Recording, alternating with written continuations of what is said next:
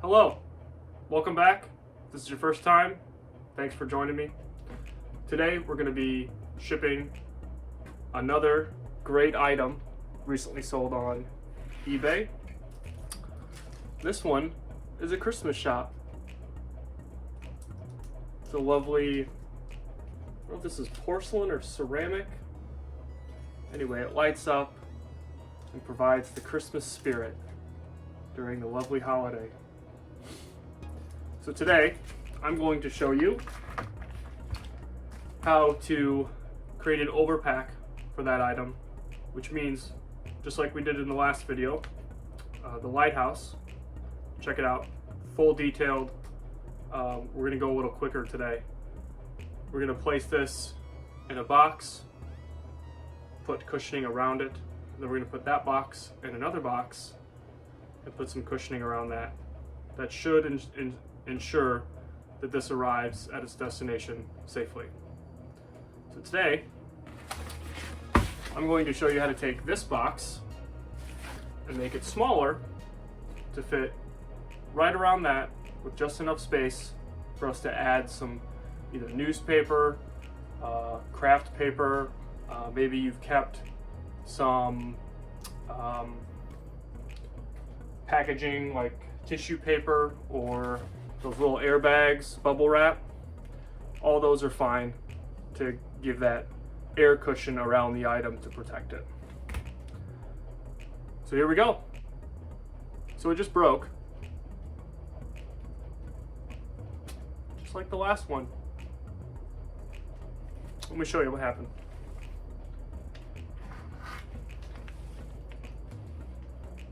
Right here, there should be a sign. It says deliveries. That goes right there. So we're gonna have to fix it. Break out the trusty super glue. Alright, I don't know what happened, but I'm back. Hope you guys will stay with me. Not sure what you saw. So we'll start at, we've unfolded our box. We start taking measurements. We have our height measurement, which is 7.5. That's actually exactly what we need. We'll start on the end. First measurement's 8.5, which is exactly what we need. Next measurement, which we can hook on the flap, this being the top or bottom flap. Hook onto that with our tape measure, we need 9.5. So I made a mark at 9.5. And then pulling from that mark, putting the end of your tape just next to the mark. That'll account for the material loss when you bend it. Next measurement is 8.5, which is what our first one was. And then we measure from that, just off the side. We need to go 9.5 again. Make a little tick mark.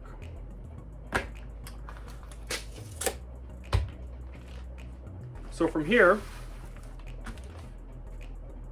I like to get a straight edge. I use this. You can use anything with a straight line. And I just hold it there. And then I extend these lines. You can use the flutes too, because the flute channel runs vertically, so that's almost like a pattern to follow.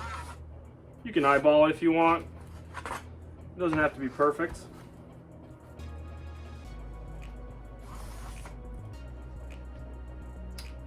So from here, you do a couple things. One, when you fold this back up, on this side, as you can see, there's a lap or a flap, and that was glued to the other side, which closed the container up. Now we can make another flap over here by making some marks, but we don't have any glue. We have super glue. I suppose that could work. I've never tried that. Maybe we can try that today. Or you can just fold it up and then tape that edge. That seems to work That has worked well for me in the past. We're gonna try the glue. We got it out since we had to fix a Christmas shop today. So we'll just freehand draw a flap. So from here, I like to get our bends. So using the straight edge, which you can use any straight piece. Put your hand underneath of it, trying to get as close to the line as possible, and you make your crease. It's really easy to fold corrugated when you're folding it in the same direction as the flutes. What's really challenging is when you have to fold the box this way. Then you're trying to fight that fluting structure of the corrugated material. And also this happens too. If you don't get your hand close enough to the straight edge, it'll just bend wherever it's the weakest. But that's okay because that actually is going to get cut all the way. But I wanted to bend it for the flap. So from here, I take my razor blade and I score the flaps. So there's that. Come down from the top, score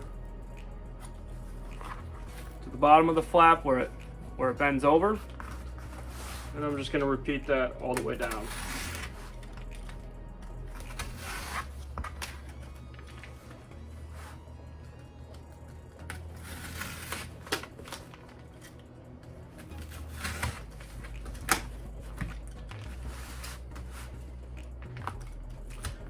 And we'll cut this. This doesn't have to be accurate. There you go. So now we have a box that should be the exact size we need it. So now fold it in half. As you can see, these ends match up pretty close. We just have this little flap. What I'm going to do is I'm going to add some super glue to the back side and then push it down and hold it. Probably put some tape around here as well to seal it up. So let's see how well super glue holds on this. Normally you use a hot melt glue, which I need to get a hot melt glue gun. They're not that expensive, I just haven't done it yet. The key with hot melt glue guns is if you're going to be doing if you're going to be laying a lot of glue down at one time, like if you have a really long seam that you have to glue together, you need a glue gun that gets really hot, a high wattage. Otherwise the tip gets cold, you can't lay it down fast enough and get the two pieces you're trying to put together before one end cools while the other end's still hot. So that's the biggest thing with hot melt glue guns that you'll struggle with if you're trying to do a lot of gluing at once. And seems to be holding up pretty well. Look at that. Super glue. It's amazing. Put the lid on that. So we have a box. Now it gets a little funky because it's still trying to bend where it used to bend when it used to be a bigger box. You just gotta make it bend where you need it now. So now we'll get our flaps like that. And you'll have some weird stuff like this going on, which in our case, it's not a big deal because this is the box that is going inside another box, so it doesn't have to be perfect.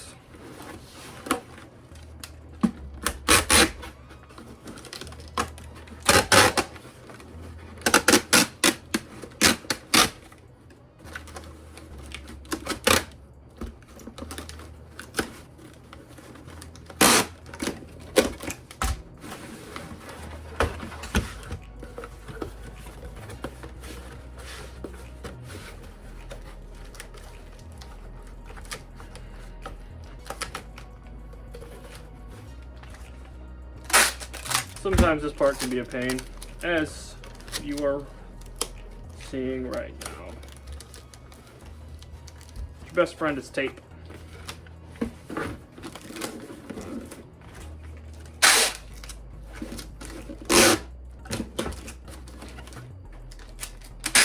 And lots of tape.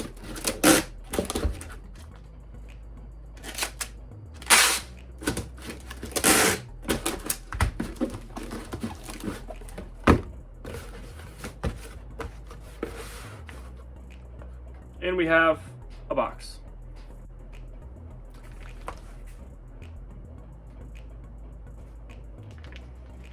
Let's check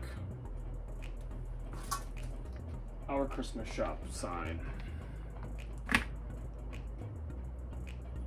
Yep. She's reattached. Success. So we are good to continue packaging this guy up.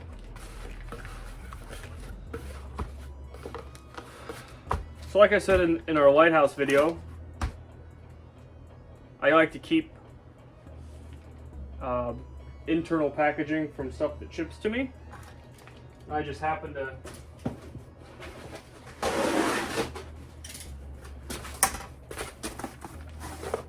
it's really thin foam stuff. So I'm going to put this in here, like that.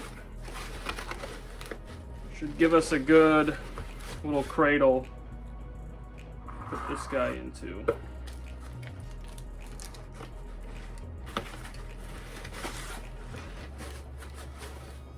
I'm trying not to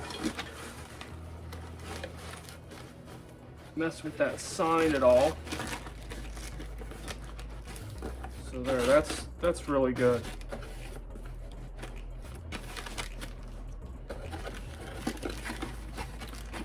What I'll probably do here is I have more of that, so I'll cut another piece, put it on top, and tuck it around.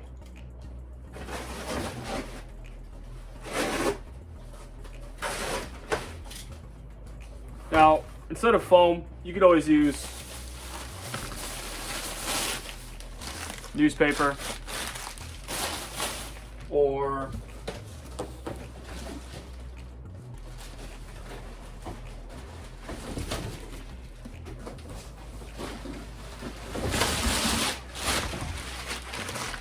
this brown crinkle craft paper. This is what you usually see in Amazon shipments.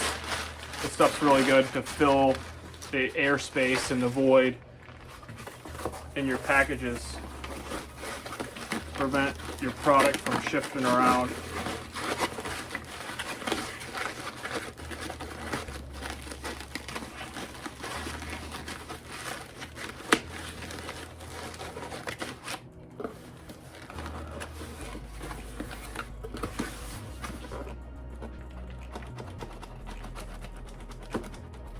It's pretty solid.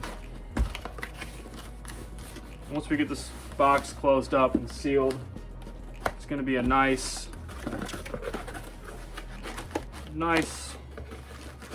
little package to protect our Christmas shop. Okay. Let's see if this tape application goes a little better.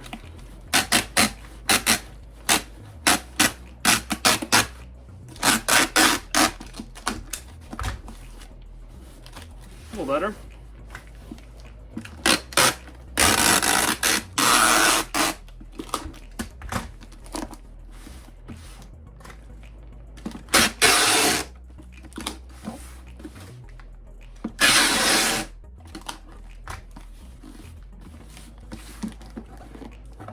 There you go. Our inner pack. eBay tip: when listing your items, be sure to measure your item and weigh it. Add an inch or two in either direction and that'll account for your box. And then add,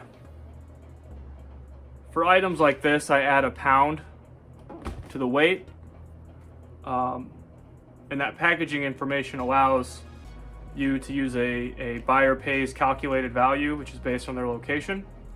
So when they buy your item, they go to pay, it calculates it based on where they live in reference to where you live, and then they pay a specialized rate based on your parameters that you've put into that listing. It's a good way to be accurate with your listings. That way there's no surprises, and you're not paying more than what you stated by using like a flat shipping rate. I've done it that way. I've never paid more than the buyer. Here's our overpack.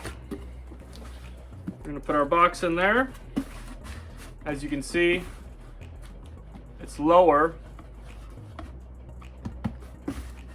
than our box, so that way we can put some cushioning under it, all around it. And we'll close it up and be ready to ship.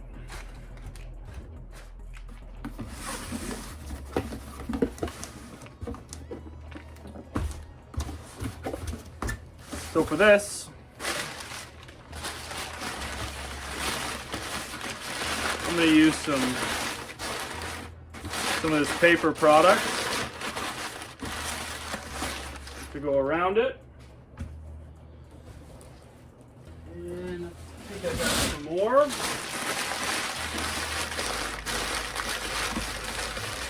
Do a little ball. We'll put our guy in there like that.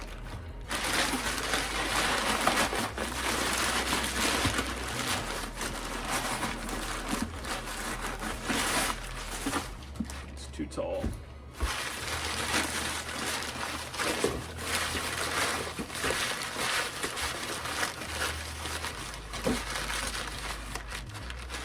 For heavier items, this paper won't work because it'll just smash it.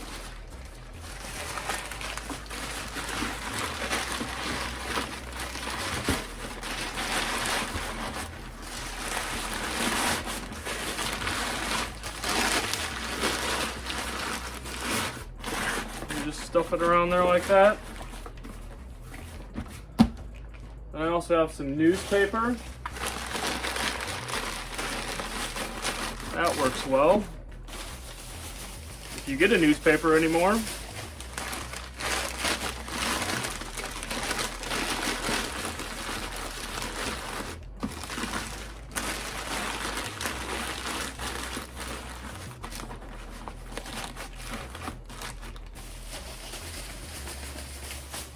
we'll add just a little bit on top here.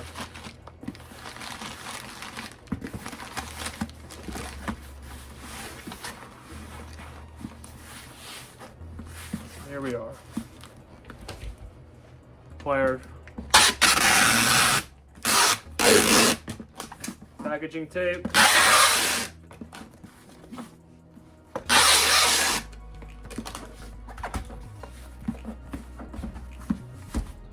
Couple on the bottom.